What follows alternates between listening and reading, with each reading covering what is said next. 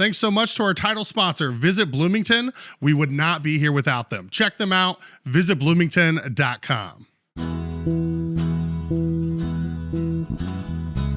Hey, say, honey, let's go out to eat.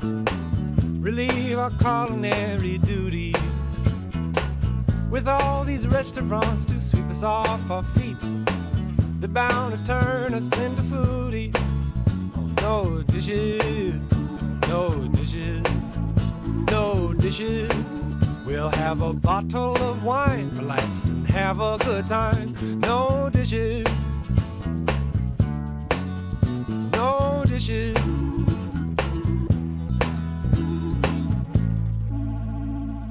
Maria, Maria, you remind me of an East Side story. East Side, Piccoli Dolci. We're here with Maria Carlassare. Perfect. Yes. Thanks so much for being here, Maria. Absolutely. Thank you for having me. The fact that you're not already getting out of your chair and leaving after I just did that, I think we're going to be okay. I'm holding the chair. You're just like, oh God, what did I sign up for? But yeah, I've been so excited to have you on. We've been talking about it for a while. I feel like Piccoli Dolci is one of those things that people know about, but maybe aren't familiar with the new store and maybe all the fun stuff that you guys do. First off, I want to pour us some of this joyous alcohol-free rosé. It's a sparkling, I don't know if you can call it wine. Oh, Garrett, I didn't even need ice, man. This is already pretty chilly. The same. So this is from No Buzz Bottles. Oh, Garrett, get on in there, buddy. Well, here, we got to do a three-way cheers while you're in here. Right. Garrett never makes it up this far. But yeah, No Buzz Bottles, free local delivery. A lot of tonics, sparkling water, beer, wine, spirits, all alcohol-free. All Cheers! Right. Chin chin. We would Yeah. say in Italian. Chin chin.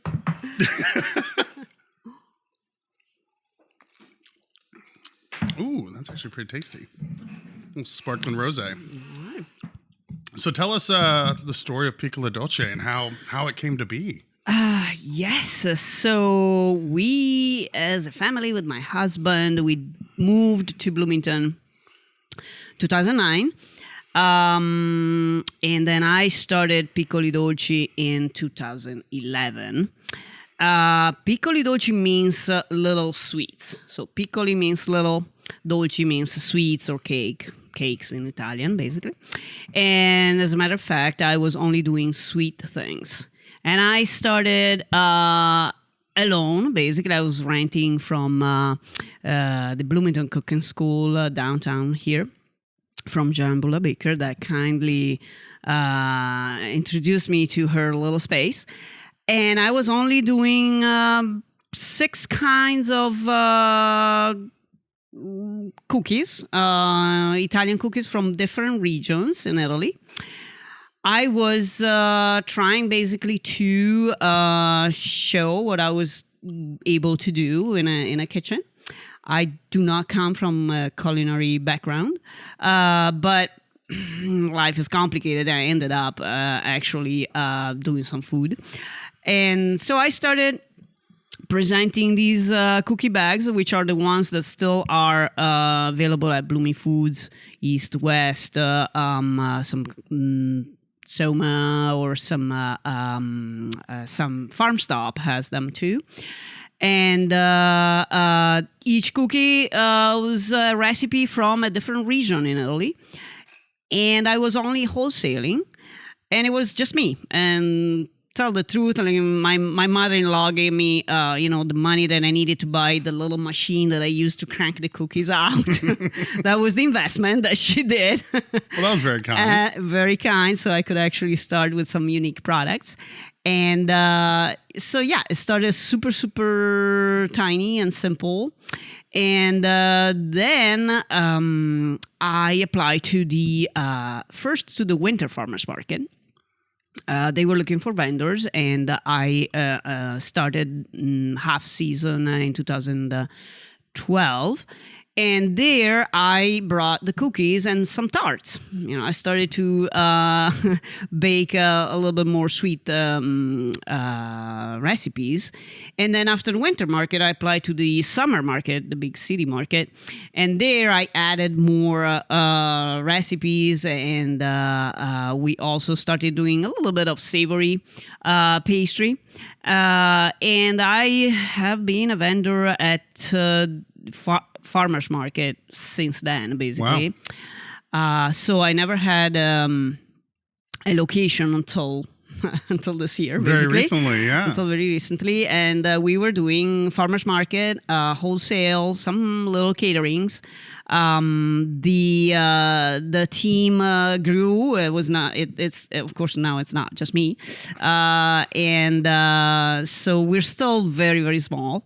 The news about 2023 is that we decided to sign a lease on the east side of town on Pete Ellis Drive, and we opened up gradually, as we were saying, a little shop that we call Market Cafe, that is now open 4 days a week, Thursday, Friday, Saturday, and Sunday.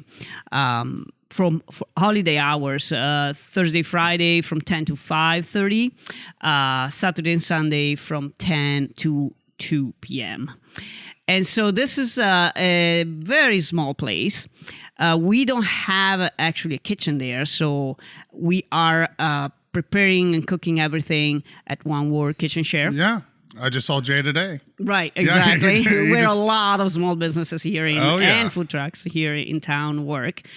And so we prepare everything there. And that little corner is our kind of outlet, but we can actually warm up and assemble some simple dishes. So we do have a menu.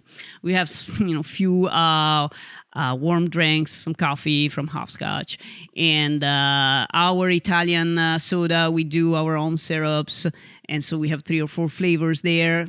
So we can serve you a soda and some hot tea. So it's a very small place. It's not fancy at all. It's very casual.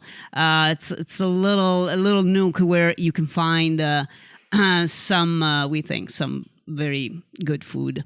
I guess the goal of opening up this place is for us to give a reference in the map for people, so they can actually physically find us.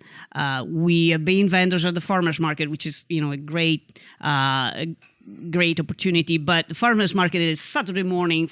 It's kind of a flash. 3 hours, boom, everything happens, and then you go, and the field is desert at that point. So there's a lot of people that don't go at the farmers market on Saturday morning, maybe, and we thought that having a location could help us getting known by more people in Bloomington. So that was it was also a decision that because we helped the shop helped us to explain basically ourselves a little bit better. You're doing. Yeah, I mean, again, the farmers market, you have some limits. It's outdoor under the tent. You don't have a lot of space there. As I said, we can warm up. We can bring more products, and as a matter of fact, there's a map of Italy on the wall. We can explain you what and why. I guess the goal of Piccoli Dolci is now a little bit broader than just doing, some sweets like when I started. Oh, absolutely. So we're like, yes, we're another Italian, food business, but we, I guess we try to establish a very, very close connection, a very direct line between Italy, which is my home country, and here without filters, like without translation, without the adaptation of the American Italian food culture. So the recipes are really, back to the origin, really what you actually find if you travel to Italy.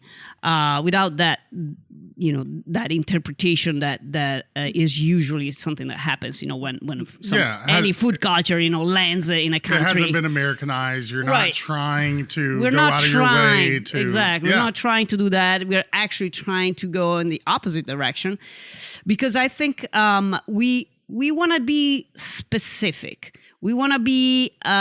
we want to show people all the diversity of the food culture of Italy.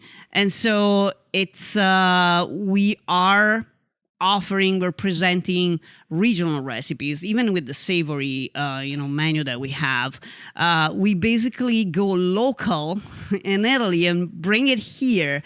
And so we have some recipes like the pizzoccheri, for example. That's an example of a buckwheat fresh pasta that comes from the Alps, so north of Italy, where they grow buckwheat because that's a crop that grows well in the Alps.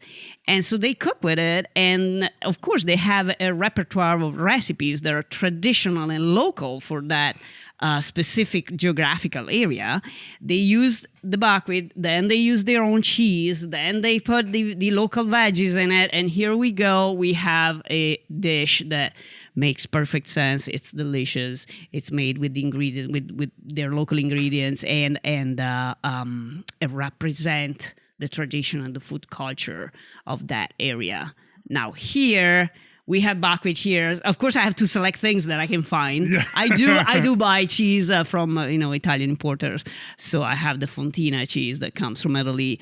But we make from scratch the fresh pasta with the buckwheat, and then we add the greens and everything that we need to present you the dish as you would find it in Italy. Don't miss Constellation Stage and Screen's upcoming production of Webster's Bitch, on stage January 25th through February 11th at the Ted Jones Playhouse. When their editor-in-chief gets caught using some unexpected profanity, the employees of Webster's Dictionary find themselves at the center of an internet uprising. A play about the power of words and the people who define them. See Webster's Bitch on stage January 25th through February 11th in downtown Bloomington. Find tickets at cconstellation.org.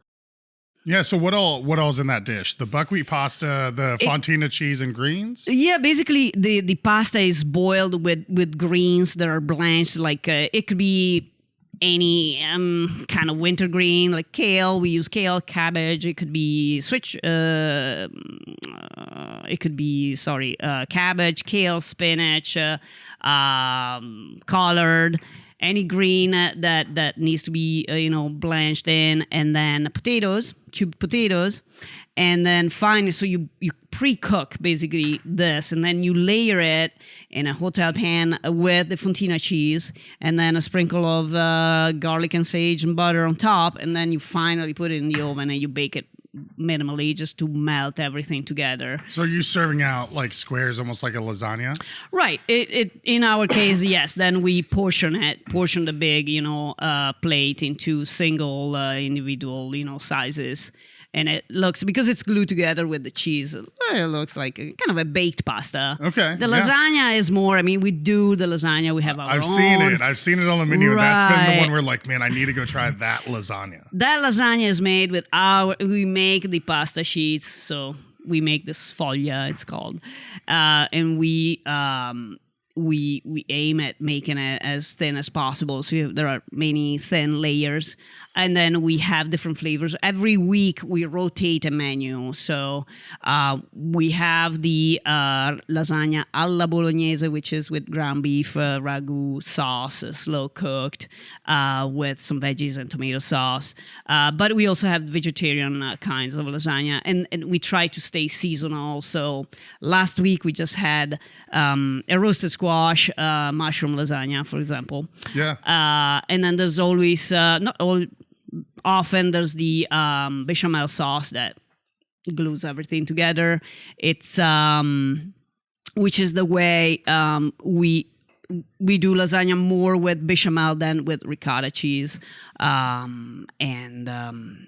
It's a product that we like. It sounds delicious. I've always seen, the like bolognese, the meat version, and then the veggie. Right. You said slow cooked, the ragu. Yeah. How long are you slow cooking that for? It goes for 3 hours. Okay. First, we saute the soffritto, so-called, which is a mix of onion, celery, and onion. A lot of it, so it actually has a lot of veggies in it. And then we introduce the ground beef and then the tomato, and then you start, cooking it slowly, and it goes at least 3 hours in our kitchen. So. And it makes a big difference. I mean, hour 1, 2, or 3, if you taste it, it is a little bit. Every time it's a little bit different until it gets together at hour 3. You got to give them time to get to know less than each 3 other. hours. It's good.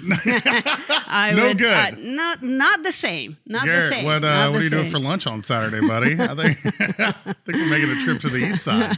Right. So the lasagna is very. Popular, familiar also to a lot of people here. I would say we also have. I like lasagna. I'm more of a gnocchi person. Oh, nice. And so that's the alternative that we give every week. So we have the lasagna, and then we have a kind of gnocchi, and not just the potato gnocchi, which is the most. What I'm familiar with, right. yeah. We actually work a lot with ricotta cheese gnocchi. Oh, that's my favorite cheese, by the way. Ricotta cheese and gnocchi are kind of very fluffy, pillowy, and we do have some spinach gnocchi. We have some fantastic roasted carrot gnocchi. We do the semolina flour gnocchi, which is a kind of gnocchi. In Italy, it's called gnocchi alla romana. And do those Roman all style. have ricotta?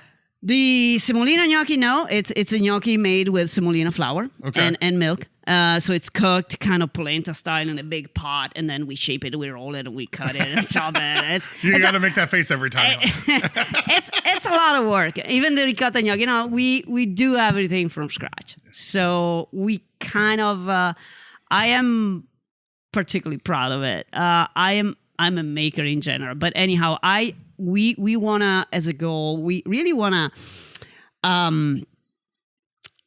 show the customers how, with very simple ingredients and very few ingredients, you can make from scratch some delicious food.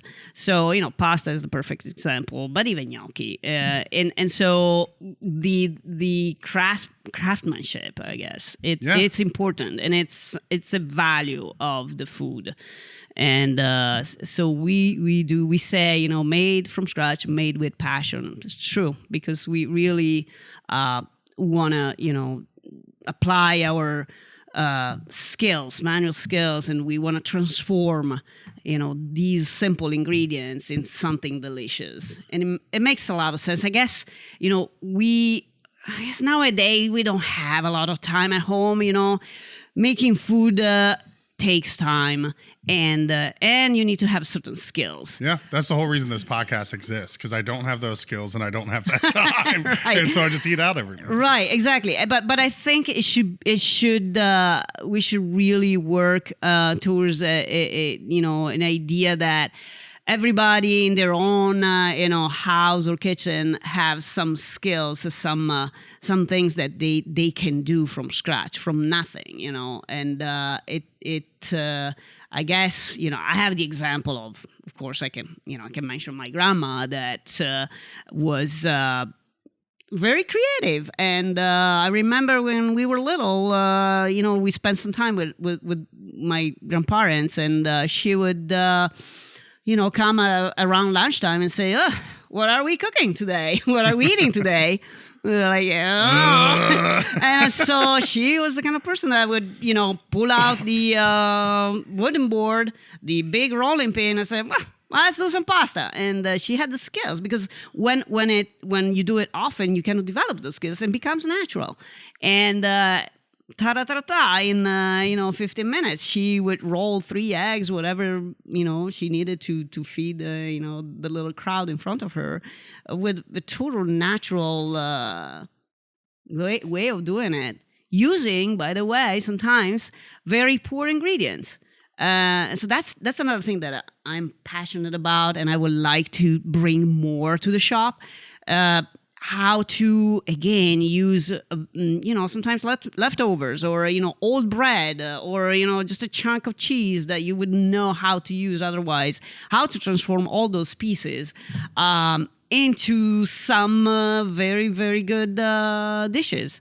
And there are a lot of things that you can do, but I feel like nowadays it's less common to think about something those kind of dishes. We're What's more of a throwaway culture where it's just like, oh, can't use this, get rid of it. Whereas because we don't know, because we don't know, because we don't do it. Exactly. Yeah. But I would love to bring at the shop sometime, maybe in the wintertime, my grandma recipe of passatelli, which is made with basically old bread, some cheese, and a nice broth that you would do.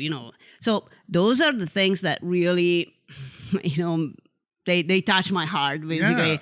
Yeah. I like food. I like to eat, but I am very passionate about the simple food that is transformed, and so the art of transforming with creativity, simple food in nice, dishes. The Bloomington Town Planner is a community calendar owned and published by local residents John and Sharon Martin. Mailed out to Bloomington homes in December of each year, it features school schedules and community events. And don't forget the coupons at the bottom of the calendar. They'll save you money and help you decide on the next restaurant or retailer to check out here in the Bloomington area. Town Planner also has an online calendar which can be found at townplanner.com. Make sure to sign up for their weekly e-newsletter so you can stay on top of all the fun events going on around town. Have you ever thought about, or maybe you already have, doing like cooking classes to teach people those skills? Yes. In fact, we're going to start again. I did classes before COVID. When we were again at the Bloomington Cooking School, we had more space, and we did a series of classes on fresh pasta. So I was teaching how to do fresh pasta without the machine, without the cranking machine, but just with the rolling pin and a wooden table. So because I think once you learn the technique, it's actually faster. And you can do more shapes and you can use more solutions, to do your pasta if you don't use the little machine. Yeah. So yes, we were teaching that, and we'll go back teaching, I think, more of that, and possibly some recipes that again they come from ingredients that normally we would not consider. Yeah. Well, the one you described almost sounds like it'd be similar to like a French onion soup, like broth, cheese, bread. Yeah, it's this one is basically it's called passatelli, which means little things that go through. And in fact, there's a specific tool, but you can mimic the same thing with the tool that squishes the potatoes in little threads. Yeah. So they're like little narrow tubes that you cut. They're in between a dumpling, a gnocchi, and something else, and they navigate in this broth. And so yes, I guess there's not a lot of veggies in this recipe, but it's the idea of putting together all these ingredients in a liquidy. You just said it again when you first said it. It took me forever to get gnocchi down. Right. And then you said, I was like, oh, I'm still not saying it right. Because it feels like... Well, gnocchi, I get gnocchi. Is it more... Okay, because I've always said gnocchi. Well, gnocchi is good. But yeah. Gnocchi. Right. Yeah, it's good. I'm sorry. I'm taking this time. I want to get this down. This has been a long time. Okay. I was like... Just don't say gnocchi. Don't say that. Yeah. Well, that's the hard part, is getting that G and N together. Exactly. Gnocchi. Gnocchi. Perfect. Okay. You're good. All right. You're good. I just don't want to sound like a poser when I go to order. If you say gnocchi, don't say bruschetta, say bruschetta. Oh. Okay. Did you know that one? I've always said bruschetta. No, because CH, which is bruschetta, it's a hard sound. Yes. If someone said bruschetta, I would have said they were uncultured. Like, you know what I mean? Here I am. I'm the one that's been saying it wrong. Say bruschetta. Are there any other common? What are the other common mistakes? Gnocchi. Oh, they might pop up. Okay, all right. Talk. Yeah, we'll I'm explore. sure I'll say something. You're like, that's one. Yeah, Exactly. But Well- I mean, it's normal. I mean, Well, that'll be really cool if you get a chance to share some of your grandmother's recipes. Because I love cooking. I really do. I like growing up. I loved helping my mom, baking, cooking. But for me, it's always the time aspect of it. The time aspect is hard for me too. I mean, for everybody. But I think also what was happening in the past is that cooking had also a social aspect before the actual meal. Of course, eating has social aspect. But cooking, like, the people were gathering to prep, to clean, the beans or to, prepare the tortellini. They would gather an afternoon to make tortellini for Christmas, for example. So it has a social aspect also in the doing of the food, and that's what we're totally missing now because there's no time. There's no time to get. But in a family, I mean, I do try to engage with my kids sometimes. Let's do it together. Yeah, please. well, I love that. I mean, those are some of my favorite memories. I have 4 siblings. You're all cooking, you're all doing something. Like, that is a lot of fun. I guess I never thought about that as like an adult. Like, hey, let's have a cooking party. Let's all, don't come over to my house for dinner. Come over and help me make dinner. Right. And then sit down and break bread. Actually, I mean, I guess, I had in the past more opportunities. We would gather to prepare part of the meal that then we would have, and that was a lot of fun. So it's even I remember fondly a time where I went to a friend's house to actually prepare all the salami, salsiccia from the pig that they just had slaughtered, and that was the entire day, the entire Sunday, the entire family in a big house in a big kitchen, everybody working with the meat and then a huge dinner. It just makes you appreciate the food that much more when you have a hand in making it, I feel like. First, and then you appreciate, I appreciate the ingredients, where they come from. I appreciate the farmers that produce the ingredients. There's a lot going on there too. And you understand how it's done. You understand what you're eating, where does it come from. It all makes sense. It's a whole new appreciation for the dish. Right. And it makes you feel good. So that, eating is not just, calories going in, but it's all culture. It's a mindset, and it makes you psychologically feeling better. Yeah, I mean, I feel like eating has to release endorphins. I'm not a scientist, but yeah, and also knowing and sharing, it's definitely a positive experience. Oh yeah, the social aspect, absolutely, and it just being, I've always enjoyed that, just like sharing, like, oh, try this, like having that shared experience, sharing the food and sharing the story behind the food. I think it's as important almost. So when you moved to Bloomington in 2009, where did you move from? We were moving around. I actually, so I graduated from college. I come from Padua, which is near Venice, in northeast of Italy. Then I did some grad school here, actually, in the United States. Then we went back. Where did you do grad school at? I did grad school at Penn State University. Oh, okay, awesome. I know they have a great creamery over there. Yes, exactly. It was in front of our department. I was in the agricultural science building. Okay. Because I graduated in, I have a Master of Science in agricultural science. So you don't have a culinary background, but you have. No. Yeah. Yes, okay. Yeah. I did. You were selling yourself short. Yes. I actually chose agricultural science because I wanted to learn how food is produced. Yeah. So it's, in a way, it's connected. No, it absolutely is. Yeah. And so I did some grad school here. Then we went back, And then we moved to Florence for a little bit. And there I was working for a very, very neat chocolate place. Okay. So there I already started to work with food rather than with food, ingredient production. So we stayed in Florence, and then we went back to Padua, and then finally we landed in Bloomington. And it's all fault of my husband, of course. He's teaching at IU, and that's why we ended up here. I had a feeling that might have been the case. I always have to ask, what brought you to Bloomington? Right. Yeah. So, yes, that was my husband. And so I guess, we flew. I was in my hometown before we actually landed here. A couple of years before. That's cool. I came to Bloomington in 2009 as well. So we both have about the same townie cred. Right, same age. Yeah.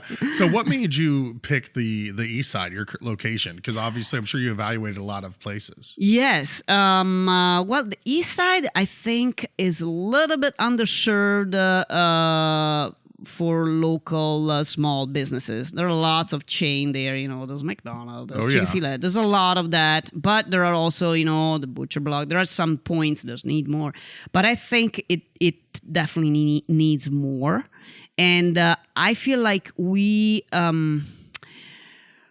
not, if we say, unfortunately, we're not mainstream, right? So even a very, very downtown location probably is not ideal for what we do. We're so small that we probably wouldn't be able to, actually offer something to a large crowd. So that was a location that it's a little bit around the corner. Ideally, we would like to be more visible, but it's kind of a secret spot, a little spot where people can find us.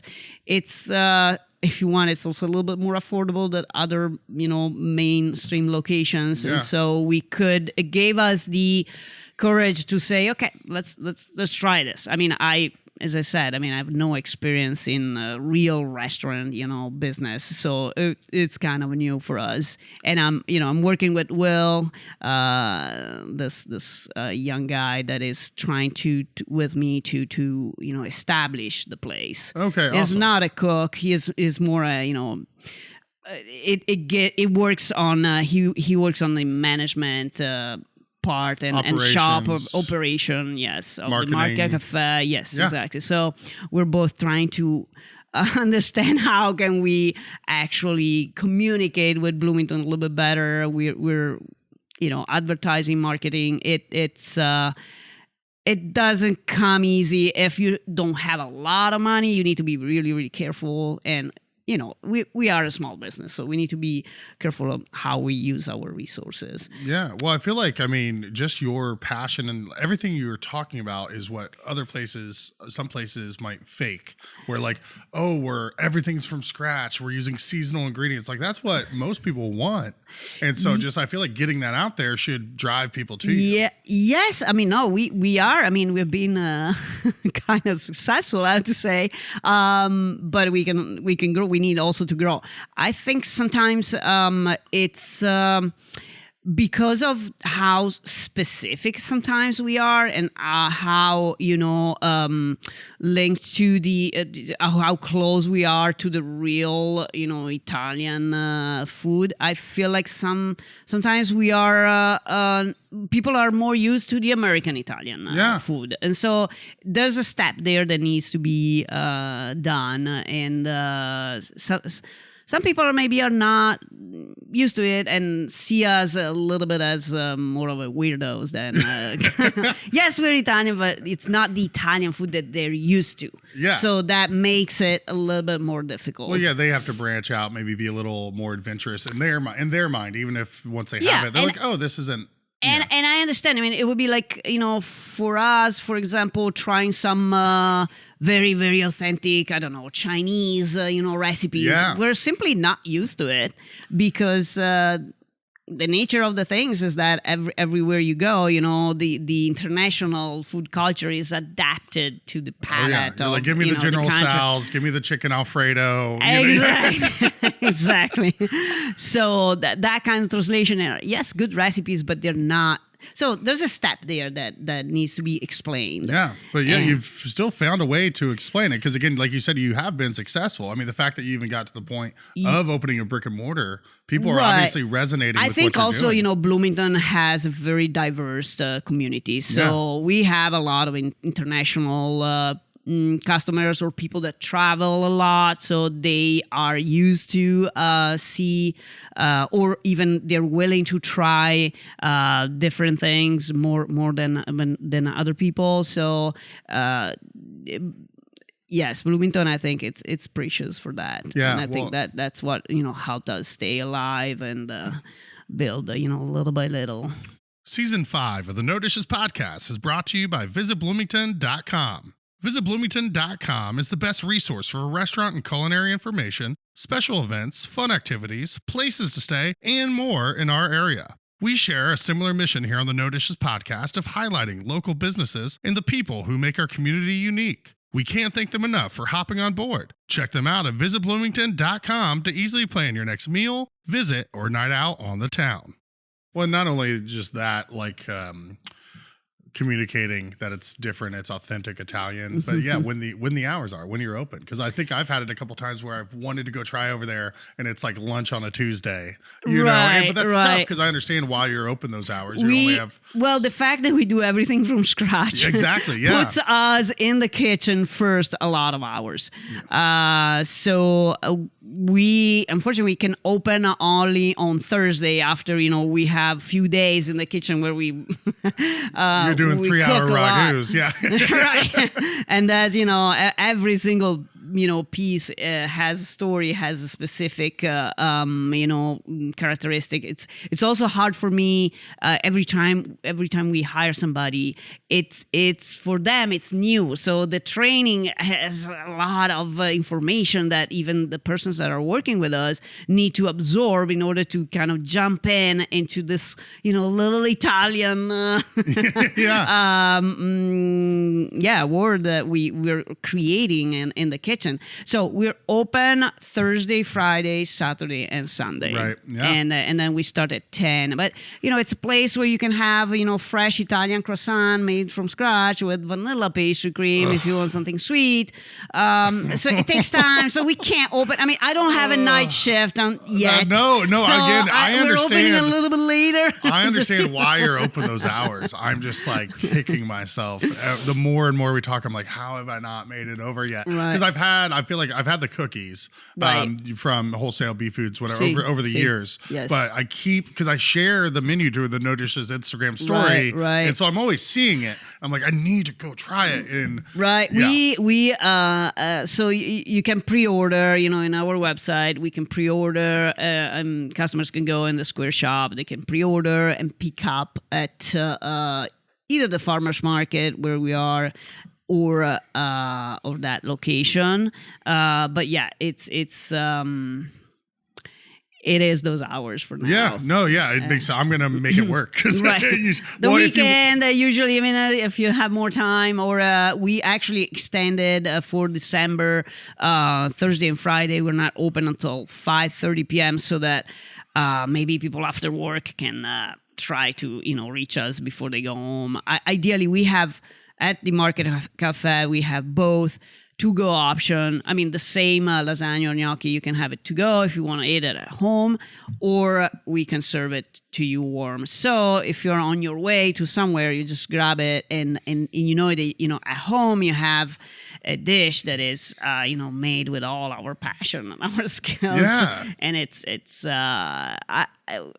something that you find in restaurants, but it's just that we're not a restaurant. We're not that kind of restaurant. We're not fancy, but we will give you our best food and our best traditions to take home if you don't want to stay with us. And I've seen the pricing too. It's extremely reasonable because you're getting stuff that you go to a nice sit down restaurant. Exactly, it's going to be $10 more expensive or even more. Exactly.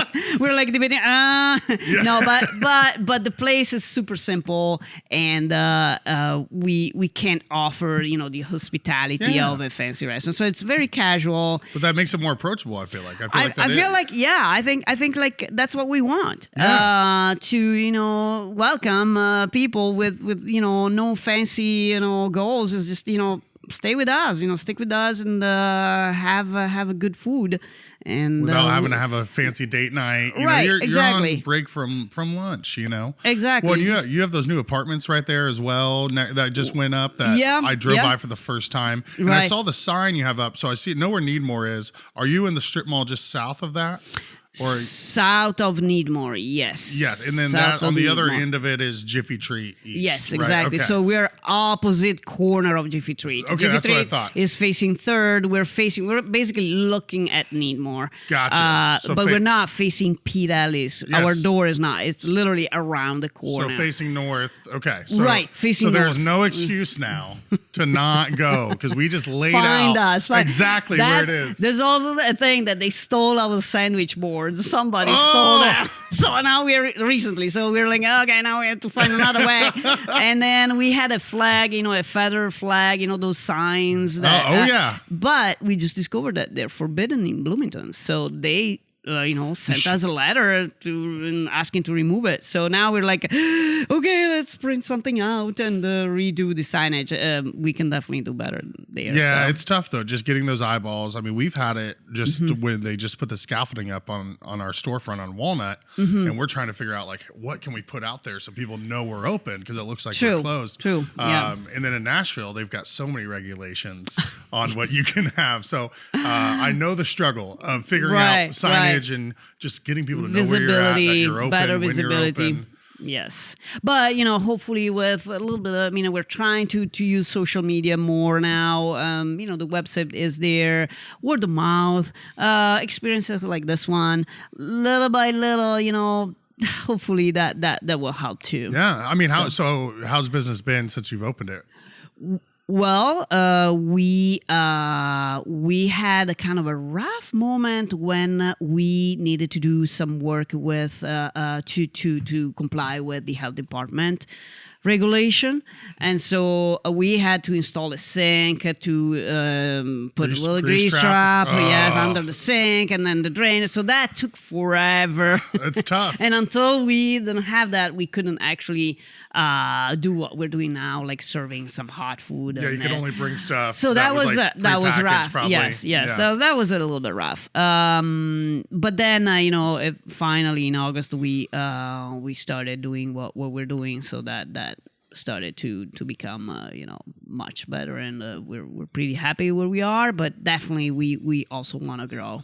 Yeah, well, that's great. I still feel like there's probably people out there that think that it's only the prepackaged stuff. That's true. Maybe you have to pre-order. Right. You can't just go in because there are some places that operate out of the kitchen share that you have to pre-order to get it. And it's I guess in general everybody's kind of bombarded by information, so it's hard to actually absorb the right information. And for us, it's hard to sometimes we were too complicated or we don't communicate that well. So there's a lot of work to do there. Yeah, as long as you keep making great food, the way Bloomington works, I have full confidence that it's going to just snowball. I think we are happy with our product. We're pretty proud of a lot of our recipes. We think they're really worth trying, and so we hope. We think we have a strong product, and we can definitely do more, and we'll keep. I always browse books, read, and think and try things. So it's gonna evolve for sure.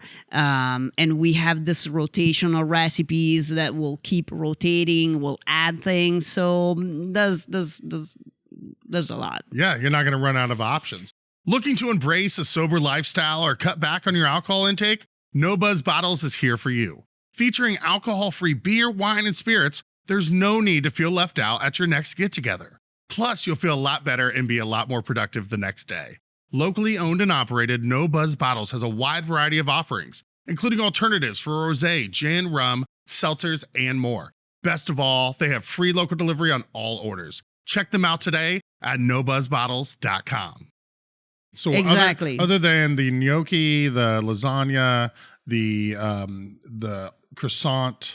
So we have this breakfast options. all right. There are it's continental breakfast. I mean, it's breakfast the Italian way. So the croissant, we call it cornetto, and so cornetto and coffee would be our breakfast in Italy, for example. So we have that, like a variety of that for breakfast. Then we have a selection of more desserty things. So more dessert. We have the tiramisu that we make. Again, we make every single piece. We don't even buy the cookies, that you dip. No, we make our own. You're like, we like to make it hard on ourselves. We don't like the ones that you buy, so we make our own. Oh, why did I decide to do that? But it's true. I mean, it's so we like that recipe a lot. So now we have the panna cotta, some simple desserts. Always there, Then, in addition to what we always have in the menu, on Friday, Saturday, and Sunday, we bring in more seasonal items. Yeah. Like, for example, in the fall, we have, the local apples. We do our apple strudel. There's a chocolate moment. And now we have our vanilla pear tarts because the pears are really delicious at this time of the year. This all sounds so amazing. We do our home homemade puff pastry. So with that, we can go either sweet or savory. And so if we go savory, we actually have 3 or 4 options of savory pastry at the Market Cafe. And then what else do we have? We have our ciabatta bread. We don't do a lot of bread. We're not, a bread, bakery. Full, yeah. But we do like that recipe, and so we have a small production of little ciabatta loaves, and yeah. I mean, that's a good. We have the zuppa. The soup. Oh, yeah. For the winter, of course, we had to introduce a soup. So it's a farro grain soup with actually borlotti beans. Borlotti is a kind of Italian bean. It's kind of a chestnutty. I like it really a lot. And so it's kind of a creamy soup with a cream of beans, and then the farro grains, the veggies, and the Parmigiano Reggiano rinds. So they cook in the liquid, and they give that kind of cheesy touch to the soup. So it's really, earthy, substantial, delicious. Is there? Here we go. That is a way to use what you would throw away in a fantastic way, because the Parmigiano Reggiano is that kind of cheese where you eat everything. You can eat also the peel. I mean, the outer part of it. Oh, okay. And in the soup it becomes kind of chewy and super delicious. I mean, I like it. I feel like maybe this is, don't hate me, like I feel like maybe I've had it before with sausage. Does that sound right? Is that something soup? that would go? Yeah, a zuppa with sausage. But zuppa is a generic term for soup in Italian. Gotcha. Okay. Then definitely you probably you could throw had it in there and still yes. call it zuppa. Okay. Yeah, zuppa alla something. You give it a name. Zuppa alla sausage. Exactly. Zuppa con salsiccia. Here we go. Okay, in that Italiano. sounds a little more authentic. Yeah, you're like the epitome of what you don't do, which is Americanize it. Yeah. Right. No, but we have sausage in Italy. It's just different when you buy the Italian sausage. It's actually not really similar to the sausages that you have when you go there. I mean, we have a different way of seasoning it. So again, that has been a transformation of the idea of the sausage over time. Yeah. And so there's a combination of spices here that it's labeled as or recognized as Italian. And that's not. That's not it is authentic. partially, but it's not exactly. So in the end, it's not. For an Italian, Yeah. You're like at the end of the day. At the end of the day, if I buy the Italian sausage, I'm like, no, maybe. You're like they maybe tried. not. It's something, but it's not. Yeah, exactly. Yeah. You're like, I'm not saying that's that cute. They gave it an effort.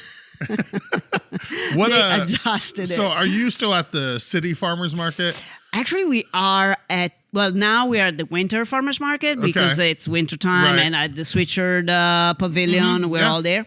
In the summer, we have been at the Woolery since 2020 when we split. Yeah, all the because I want to make sure people knew which one to find you at. Right. I know there's the People, there's Woolery, and then the city still does one. Is that right? Yeah, city market is still, pretty strong, and Woolery market was a good season this year. We it's a smaller market, but it's really it's strong, and we have a good combination of vendors. Quality over quantity, maybe. Yeah. Exactly, and it's the location. My point of view is not maybe ideal because it's south, it's so south and a little bit hidden. But once you get there, there's actually, there's parking. It's easy. There's fields, so you walk around. Dogs are welcome, so it's very, very relaxed and a little bit more more relaxed than maybe the city one where you're still downtown. But it has been good. The Woolery Farmers Market. It's great for us. Yeah. Yeah, I mean, I love. Obviously, you go to their kitchen chair, and so I'm a fan of Woolery Mill and One World and all the stuff. I think One World kitchen share. It is so important for Bloomington. There's a lot of small businesses like us that cannot afford to invest in a real location in a kitchen. We know all the problems: the grease trap, the hood. I would never be able to build something from zero. And with the kitchen share, we can operate properly, and it's affordable. We can do it. Without it, it would be way more difficult. So that's a reality that's very, very important for Bloomington. Yeah, I don't know if people understand how many businesses, because most of the food trucks that participate in Food Truck Friday are out of there. Yes. We make our coney sauce and Spanish burgers right, there. I see your guys there. I think we have. I don't know if we ever actually met there, but I know I've seen you in there before. Right. And then my friend Jordan, I don't know, she used to work for you. I don't know if she still does, but no, but I remember her. Yep. It's a way to basically put together the resources and share all the problems so that a big problem becomes a small one for everybody. Well, it just makes it a lot easier for people to get into the space. Like you have the Tab's Kitchen doing the Indian, Mama Duke's Hawaiian Barbecue, Ellie Mae's Barbecue. There's a lot of international, that would have taken so much longer to get to where they are now. I don't think I would be able to operate if I had to, build my own space. I simply don't have that kind of capital to invest. Yeah. So, but I can make a living instead using the facilities and renting. So, and that is very important, especially at the beginning. When you don't know, you're so tiny. I mean, it was just me.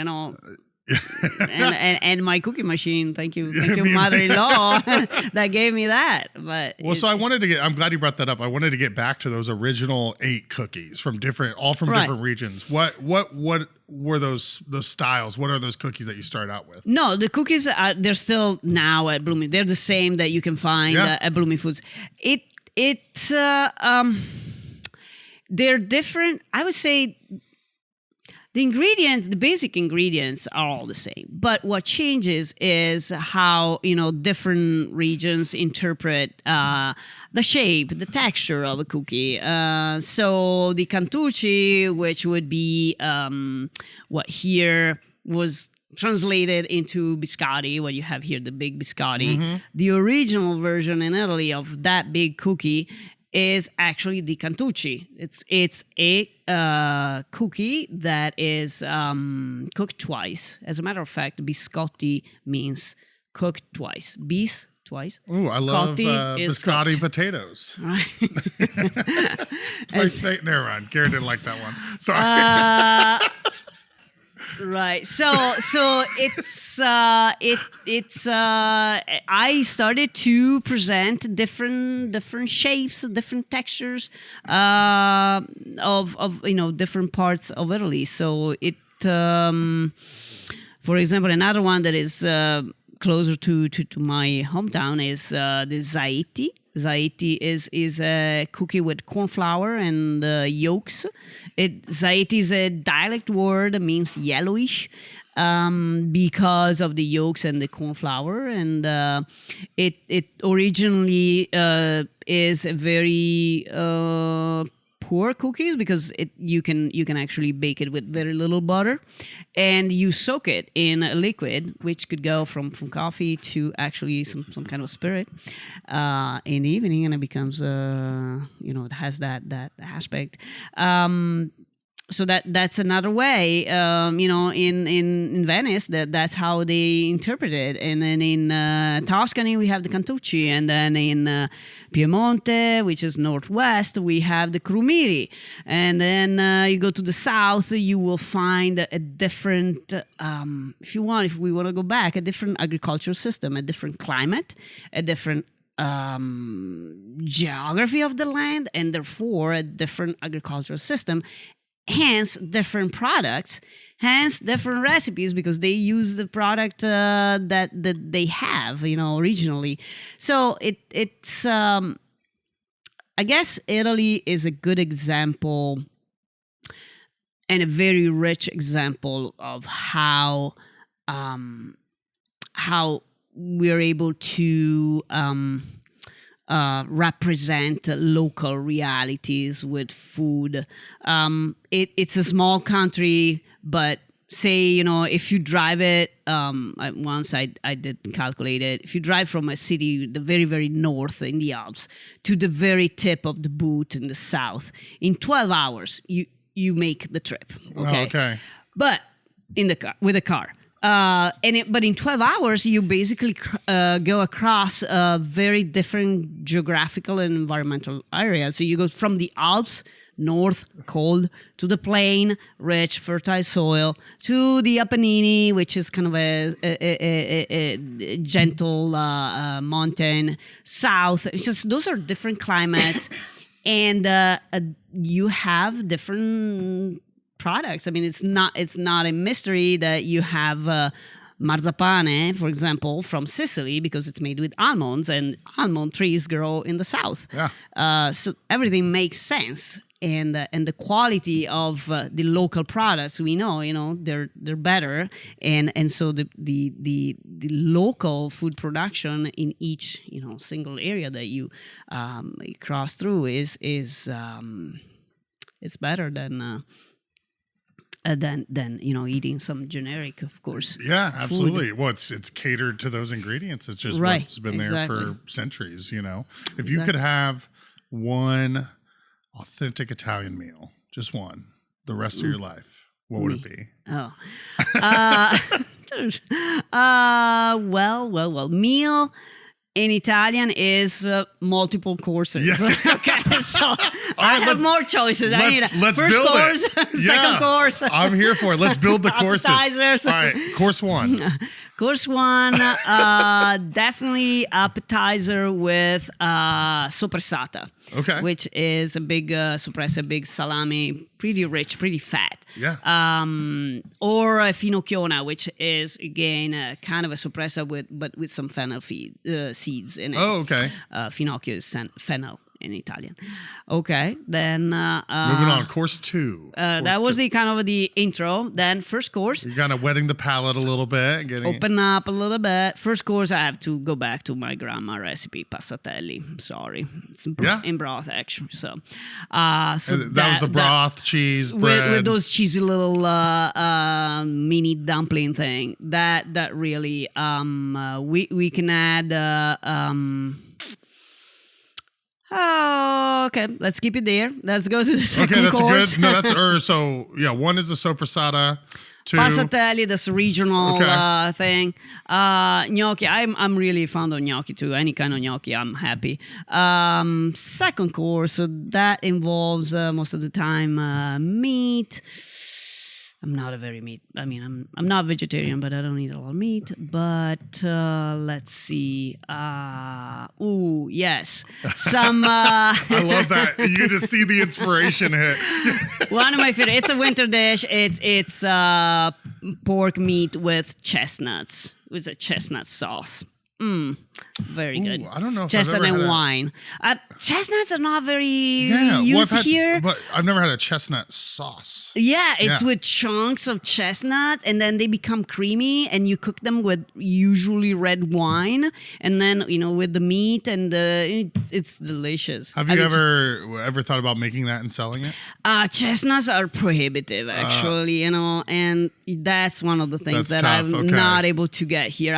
I looked because chestnuts actually, you can use the flour for desserts also. You can do pasta with chestnut flowers. You can use them, you can roast them, and they're delicious as they are. But you can't import whole chestnuts? I mean, I can't find a provider of Oh, that, okay, but they're not.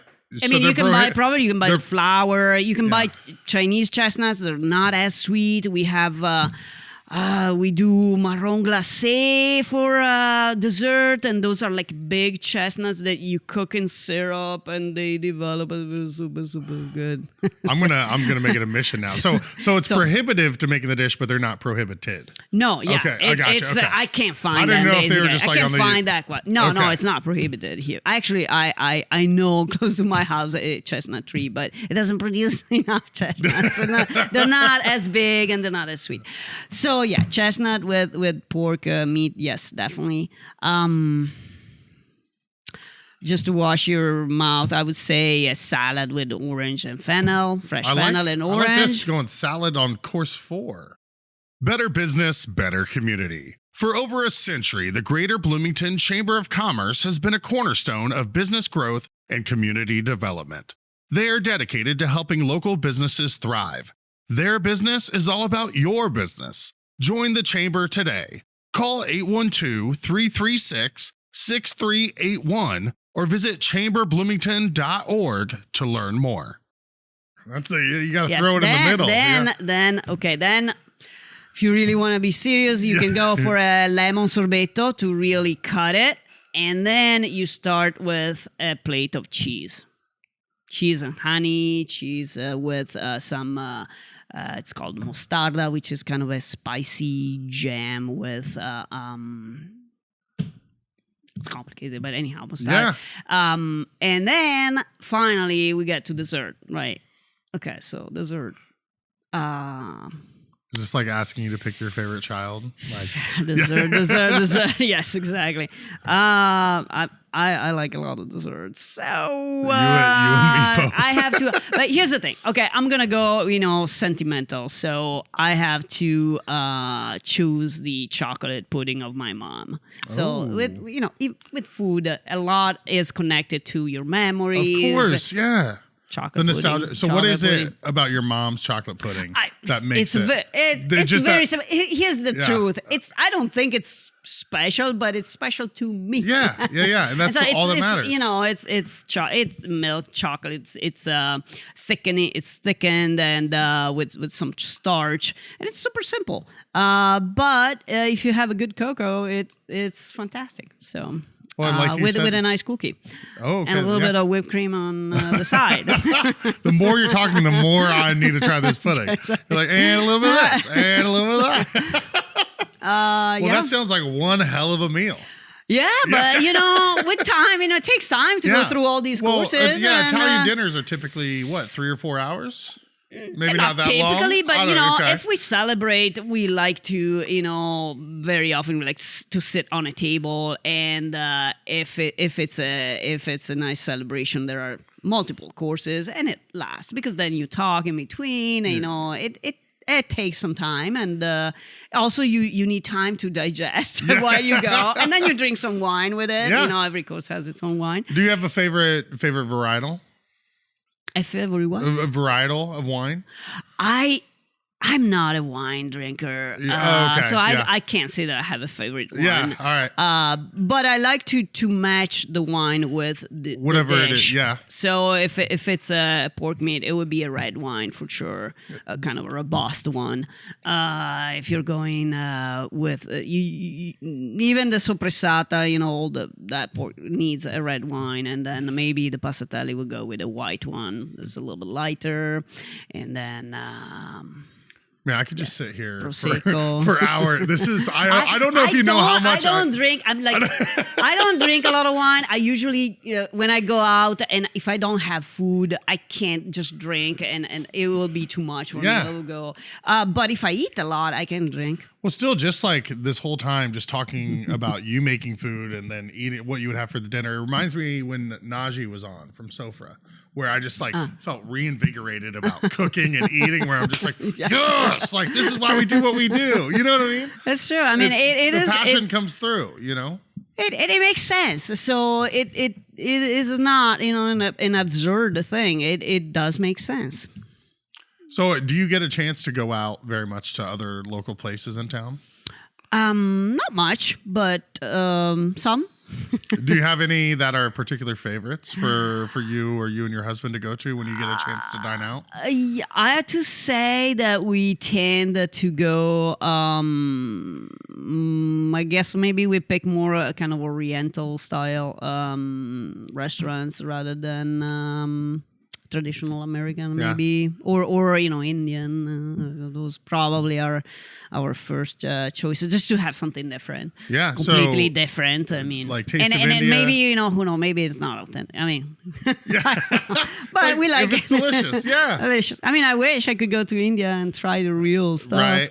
I did. I think it was Sunday. I ordered just carry out from Taste of India, and it was just so good. The little like almost they remind me of like veggie Indian hush puppies. The pakota, I think. Pakora, thank you. Pakora, yes. Dude, I got those and I live 2 blocks away and I already ate half of them by the time I was home. It's not here anymore, but there was few years ago, there was a Chinese place that was run by the previous owner of the International Market by Kroger.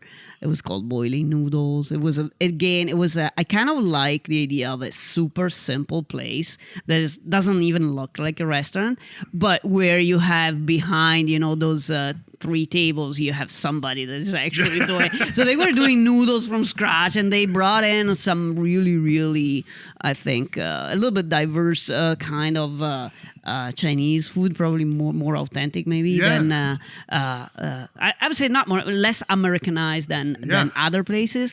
And that was it was not fancy and it was super simple, and I really like those kind of realities. Yeah, well, the less time they're putting into the aesthetics of the places, the more time they're putting into knowing the that food. Behind the counter there was somebody, and we could hear you sounding like doing it and mixing it and stretching that noodles.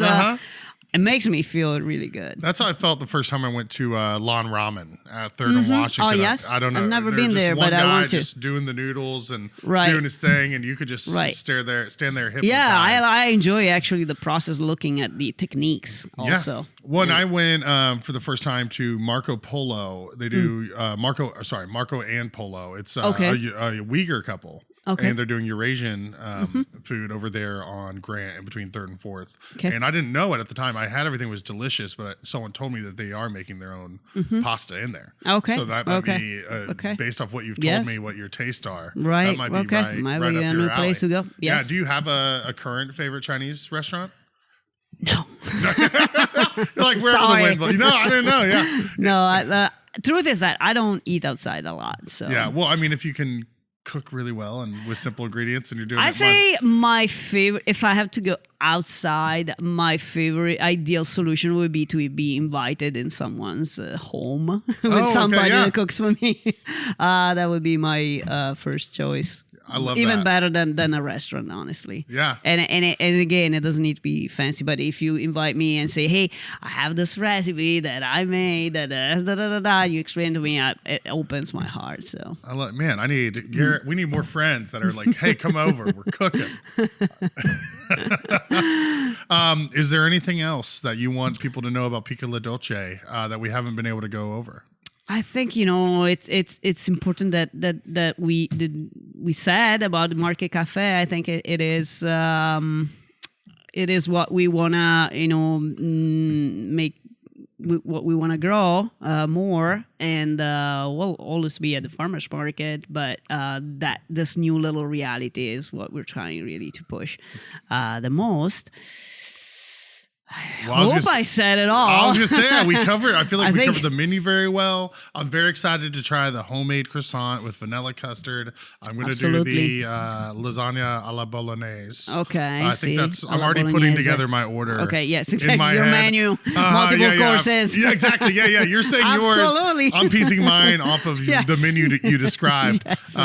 So you'll be seeing me in there soon, and I'm gonna have to write a review so people can see it, absolutely. get some pictures. We're ready. Well, your passion is amazing. I just love your approach to everything, and I can't thank you enough for taking the time to be here. Well, thank you for listening. Thank you very much. It was fun. Thanks, Maria. Thank you, Jordan. What another great episode. Thanks again to Visit Bloomington for being our Season 5 title sponsor. If you haven't checked them out yet, go to visitbloomington.com. This episode of the No Dishes Podcast was recorded, edited, and produced by Garrett Portinga of Green Hat Media in beautiful downtown Bloomington, Indiana.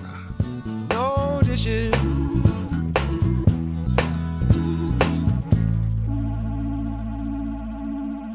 No Dishes Media. No Dishes Media.